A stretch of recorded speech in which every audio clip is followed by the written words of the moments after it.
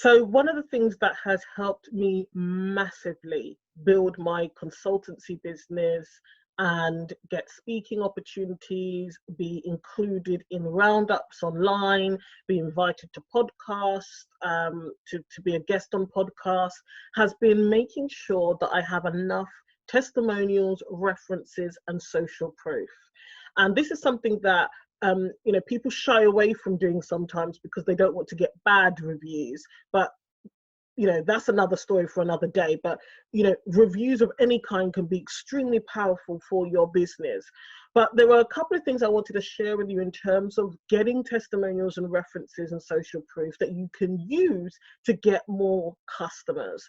The first thing is to actually ask for them. Okay, lots of times people forget, so it needs to be a part of your process. And right now, if you're out of work, if you've lost some clients and contracts, go back to people that you've worked with before now and ask them for a reference, a testimonial, or some type of social proof. Using video or text, whatever it is, go back and ask them now, okay, for one, so that you can start building up a catalog, have a file with them, whether they're in your phone, in a document, wherever you want to keep them, have them there. This will really help you so that you can get new clients, customers, jobs, etc. The second thing is make sure it's a part of your process when you work with people, however you work with people, is to ask them for feedback. Ask them to tell you what it was like working with you. Okay, so those are great ways of getting testimonials. So ask previous clients and customers and make sure it's a part of your process.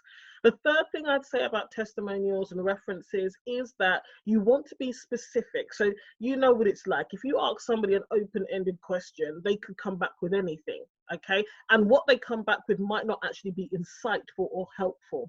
Think about it from the other way around. When you are looking for a service or product or provider, when you look at the reviews, what are you looking for?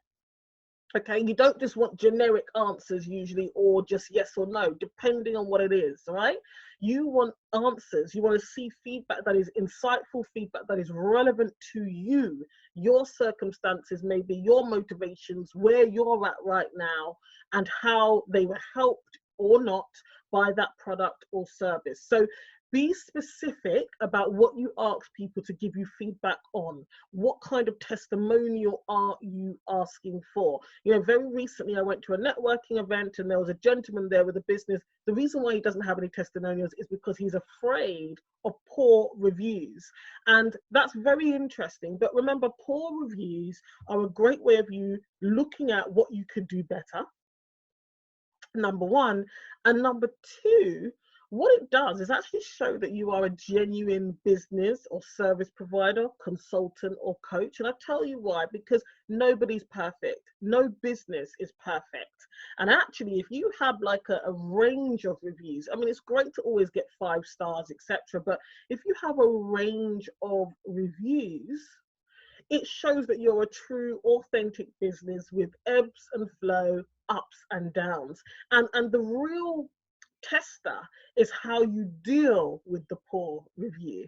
How do you respond? Okay, and that is also what people are looking at sometimes, more than just the fact that maybe a review may have been poor.